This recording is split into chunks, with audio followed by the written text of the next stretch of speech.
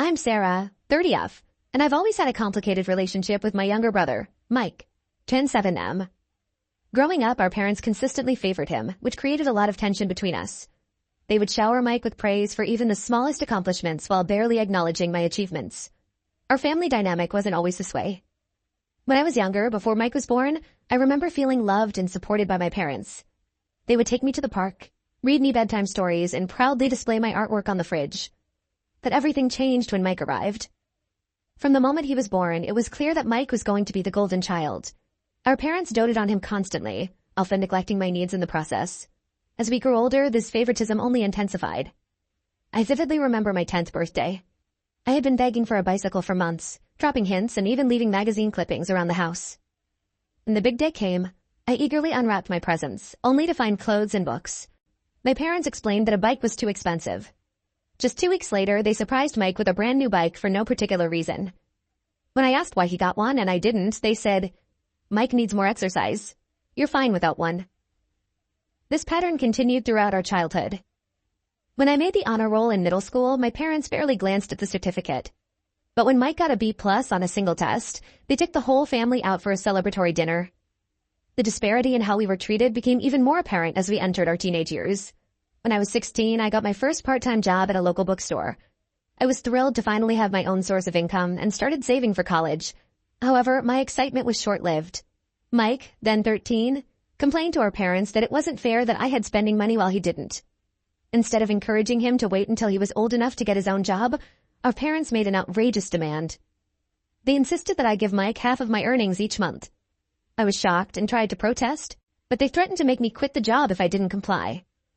Reluctantly, I agreed, watching half of my hard-earned money go to my brother, who spent it frivolously on video games and junk food. This incident set a precedent for Mike to feel entitled to my things. Throughout high school, he would regularly borrow my belongings without asking.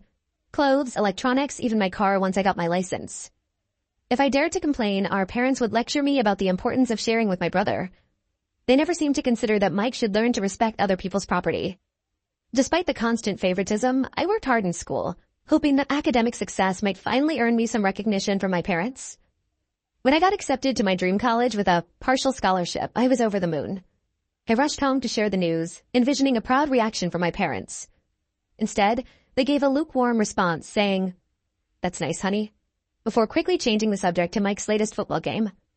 In contrast, when Mike got into a local community college a few years later, our parents threw him a lavish party. They invited the entire extended family, ordered catering, and even hired a live band. As I watched them celebrate Mike's mediocre achievement, I couldn't help but feel a mix of hurt and resentment. The final straw came during my sophomore year of college. I had been saving up for months to buy a high-quality camera for my photography class. Photography had become my passion, a creative outlet that helped me cope with the stress of my family situation. I had researched extensively and finally found the perfect camera that fit my budget. I came home for winter break, excited to finally make my purchase. But when I went to get my savings, I discovered that a significant amount was missing. I soon found out that Mike had taken the money without permission to buy a new gaming console. When I confronted him, he shrugged it off, saying I could just save up again.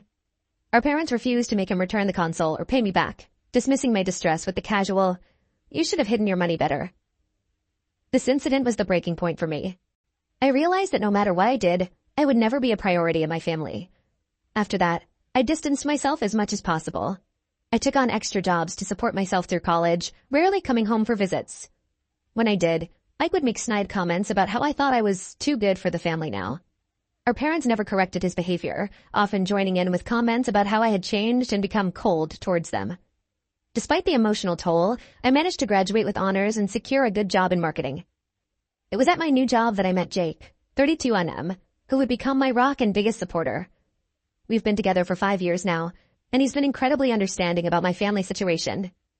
Jake's own family is warm and welcoming, showing me what healthy family relationships should look like. 6 months ago, Jake proposed during a surprise weekend getaway. It was a magical moment, and I was thrilled to start planning our future together. However, the joy of our engagement was quickly overshadowed by the dread of dealing with my family during the wedding planning process. After much discussion and soul-searching, I decided not to invite Mike or my parents to the wedding. I want our special day to be filled with love and positivity, not overshadowed by the negativity and resentment that has characterized my relationship with my family. Last week, my mom called me in tears, demanding to know why they hadn't received wedding invitations yet. I took a deep breath and explained that given our history, I didn't feel comfortable having them at the wedding. She accused me of being selfish and trying to punish them, completely dismissing my feelings as usual. My dad then got on the phone, saying I was breaking Mike's heart by excluding him from such an important day. Apparently, Mike had been telling everyone he was going to be my best man, despite the fact that we've barely spoken in years. The audacity of his assumption left me speechless. I stood my ground and told them my decision was final. This led to Mike blowing up my phone with angry texts, calling me every name in the book. He accused me of being jealous of him and trying to make myself feel important. It was as if he had completely rewritten our childhood in his mind, casting himself as the victim. My parents are now threatening to cut me out of their will if I don't invite them all to the wedding. This threat might have worked years ago, but I've long since stopped expecting or wanting anything from them. Jake fully supports my decision, understanding how toxic my family dynamic is. He's offered to handle any further communication with them to shield me from their manipulation tactics. Some of my friends, however, have suggested that I should just invite them to keep the peace. They argue that I might regret it if I don't have my family at my wedding. Their words have planted a seed of doubt in my mind. Am I being too harsh? Should I give them one last chance? But then I remember all the hurt and disappointment, and I'm reminded of why I made this decision in the first place. I know this post is long, but I felt it was important to provide context for why I'm making this choice. So, Reddit? AETA for refusing to have my brother and parents at my wedding? Update 1. Thank you all for the overwhelming support on my original post. Your comments and messages have been a source of strength during this difficult time. I wanted to provide an update on the situation, as there have been several developments over the past couple of weeks. After discussing things further with Jake, I decided to stand firm in my decision not to invite Mike or my parents to the wedding. However, Jake suggested that meeting with them in person to explain my reasoning might provide some closure for all of us. Although I was hesitant, I agreed it was worth a try. We arranged to meet at a neutral location, a quiet cafe in a neighboring town. I arrived with Jake, feeling a mix of anxiety and determination. My parents and Mike were already there, my mom's eyes red from crying and my dad wearing his signature disapproving frown. Mike, surprisingly, looked more subdued than I expected. As soon as we sat down, my mom launched into a tearful monologue about family loyalty and how I was tearing everyone apart. My dad interjected with comments about how ungrateful I was being. I let them speak, taking deep breaths to stay calm. When they finally ran out of steam, I calmly explained my position. I brought up specific instances of how they had hurt me over the years, including the camera incident and the constant favoritism. I told them that while I cared about them, I didn't feel we had the kind of relationship that warranted them being at my wedding. To my shock, Mike spoke up. In a quiet voice, he admitted that he had intentionally broken my camera back in college. He confessed that he had always felt insecure about my academic success and resented that I was leaving him behind by going to college. He said he wanted to bring me down a peg, to make himself feel better. The table fell silent after this revelation. Our parents seemed stunned, as if they were seeing our dynamic clearly for the first time. My mom tried to smooth things over, saying, "Well, that was a long time ago. We should let bygones be bygones." But I wasn't having it.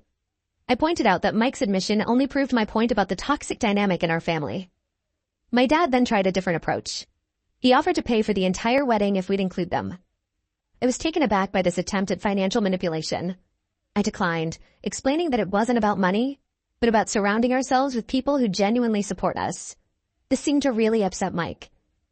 He started ranting about how I've always thought I was better than the family, and that I was going to regret pushing them away. It was as if all his earlier remorse had evaporated, replaced by the familiar anger and resentment. At that point, Jake, who had been quietly supportive throughout the conversation, suggested it was time for us to leave. As we were getting up, my mom grabbed my arm, tearfully asking if this meant I was cutting them out of my life forever. I told her honestly that I didn't know, but that I needed space to heal and figure things out. In the days following this meeting, my phone has been constantly buzzing with messages from extended family members. It seems that Mike and my parents have been spinning their own version of events, telling everyone that I'm having a mental breakdown and trying to destroy the family. My aunt even called, suggesting I postpone the wedding until I come to my senses. The constant barrage of messages and calls has been emotionally draining. I found myself second-guessing my decision at times, wondering if I'm overreacting. But then I remember the years of hurt and dismissal, and I know I'm doing the right thing for myself. Jake has been my rock through all of this. Seeing how my family treated me at the meeting only reinforced his support of my decision. He suggested we take a weekend trip to get away from all the drama and focus on our relationship. We ended up driving to a quaint little beach town a few hours away. During our trip, we spent time walking on the beach, trying local restaurants, and just enjoying each other's company without the cloud of family drama hanging over us. One evening, as we watched the sunset, Jake told me how proud he was of me for standing up for myself. He reminded me that we're creating our own family now, one built on mutual respect and love. This getaway was exactly what I needed to reaffirm my decision and refocus on the exciting future ahead of us. We even started discussing the possibility of moving to a new city after the wedding for a fresh start, away from the constant reminder of my family's toxicity. When we returned home, I made the difficult decision to block my family's numbers and social media accounts. It felt extreme, but I realized I needed to protect my peace of mind as we approached the wedding. We've also taken some practical steps to ensure our wedding day goes smoothly. We've hired security for the venue in case any uninvited guests try to show up. We've also password protected all our vendor accounts so no one can make changes to our plans. It's sad that we have to take these precautions, but I want to be prepared for anything. As the wedding draws closer, I'm trying to focus on the positive aspects. Marrying the love of my life, surrounded by friends who have become family. Yes, there's still a lingering sadness about the situation with my biological family. But I'm learning to accept that I can't change them or force them to treat me with respect. All I can do is move forward and create the life and family I deserve. Thank you again for all your support. It means more than you know to have people validate my feelings after years of being gaslit by my family. I'll post another update after the wedding to let you all know how it goes. Update 2. It's been about a month since my last update, and I wanted to share some developments in the situation with my family and our wedding plans. First, the good news. Jake and I have finalized most of the details for our wedding, and we're both getting excited. We've decided to have a smaller celebration than initially planned, with just our closest friends and Jake's family in attendance. It feels much more intimate and meaningful this way. We've chosen a beautiful garden venue for the ceremony and reception. The florist has designed stunning arrangements featuring my favorite flowers, and we've planned a menu that reflects both of our tastes. Jake and I have been practicing our first dance, which has led to a lot of laughter and stepped on toes, but it's been a fun way to de-stress from all the family drama. Now for the not-so-good news. Despite my clear wishes, my family has continued to try and insert themselves into our wedding plans. Last week, my mom showed up unannounced at my workplace. I was in a meeting when my colleague came to get me, saying there was a distraught woman in the lobby insisting on seeing me. When I got to the lobby, I found my mom in tears, causing a scene. She was crying and begging me to reconsider, saying she had already bought a dress for the wedding and couldn't bear the thought of not seeing her baby girl walk down the aisle. She had brought photo albums of my childhood, as if seeing pictures of happier times would change my mind. I was mortified and angry that she would ambush me at work like that. I firmly told her to leave and that if she pulled a stunt like that again, I would have to involve security. She left in tears, and I spent the rest of the day feeling anxious and distracted. My boss was understanding, but I couldn't shake the feeling of embarrassment. A few days after this incident, I received a lengthy email from Mike. Unlike his previous angry messages, this one seemed more reflective. He wrote about how he had been doing a lot of thinking since our meeting at the cafe. He acknowledged that he had been a terrible brother growing up and said he wanted to make amends. Mike went into detail about how he had always felt overshadowed by my achievements and had lashed out because of his own insecurities. He even offered to pay for the camera he broke all those years ago, saying he had looked up the model and found its current value. While part of me appreciated the gesture and the apparent self-reflection, I couldn't help but feel it was too little. Too late. Years of hurt and resentment don't disappear with one email, no matter how well-intentioned. I replied thanking him for the apology, but reiterating that I needed space and that my decision about the wedding was final. Unfortunately, things took another turn when I found out that Mike had somehow gotten the contact information for our wedding venue. The venue coordinator called me, sounding confused. She explained that someone claiming to be Jake had called, trying to add 3 names to the guest list. Luckily, the coordinator was alert and checked with me before making any changes. I was shocked to learn that Mike had gone to such lengths. It felt like a huge violation of my boundaries and made me question whether his apologetic email had been sincere or just another manipulation tactic. This incident left me feeling even more certain that I had made the right decision in not inviting them. Jake was furious when I told him about Mike's attempted deception. He suggested we look into a restraining order, concerned that my family might try to crash the wedding. We're considering our options, but I'm hesitant to escalate things legally if we don't have to. The idea of taking legal action against my own family, no matter how justified, feels like a huge step. On a more positive note, Jake's family has been incredibly supportive throughout all of this. His parents invited me over for dinner last weekend, and his mom pulled me aside for a heart-to-heart. She told me that she considered me a daughter already, and that she was proud of me for standing up for myself. It was touching to feel so accepted and valued by them, especially in contrast to my own family's behavior. As the wedding gets closer, I'm trying to focus on the positive and not let my family's actions overshadow this special time. Jake and I have started premarital counseling, which has been really helpful in processing everything that's happened and strengthening our communication. We've been discussing our hopes for the future and how we want our relationship to be different from what I experienced growing up. We've also decided to do something different for our bachelorette celebrations. Instead of big parties, we've booked a private cooking class for us and our wedding party. It feels good to create new traditions that are meaningful to us, rather than following expectations set by others. I'm still struggling with feelings of guilt and sadness at times. There are moments when I catch myself daydreaming about a reconciliation, imagining my dad walking me down the aisle or sharing a dance with my mom at the reception. But then I remind myself of the reality of our relationship and why I made this decision in the first place. Despite the ongoing drama, I'm feeling more confident in my choices. The support from Jake, his family, and our friends has been invaluable. It's shown me what genuine love and support look like, reinforcing that I'm making the right decision for my future. As we enter the final weeks before the wedding, I'm trying to stay focused on the joy of marrying Jake and starting our life together. We've planned a small honeymoon getaway to a nearby beach resort, which I'm really looking forward to. It'll be nice to have some quiet time together after all the stress and excitement of the wedding. Thank you all for your continued support and advice. It's been a challenging journey, but I'm looking forward to starting this new chapter of my life with Jake. Update 3. It's been a whirlwind few weeks since my last update, and I wanted to share the latest developments with you all. The wedding day finally arrived, and despite all the drama leading up to it, it was absolutely perfect. Jake and I exchanged vows in a beautiful outdoor ceremony surrounded by our closest friends and his loving family. The weather was gorgeous, the food was delicious, and the dance floor was packed all night. One of the most touching moments came during the reception when Jake's sister gave a speech. She talked about how she'd always wanted a sister, and how thrilled she was to finally have one in me. It brought tears to my eyes and really drove home how fortunate I am to be joining such a warm, supportive family. As for my own family, they did try one last attempt to force their way into the wedding. About an hour before the ceremony was set to begin, my parents and Mike showed up at the venue. They were all dressed up and insisted they were there to support me, despite not being invited. I was getting my hair done when one of my bridesmaids came in, looking flustered. She quietly informed me that my family was outside, arguing with the security team.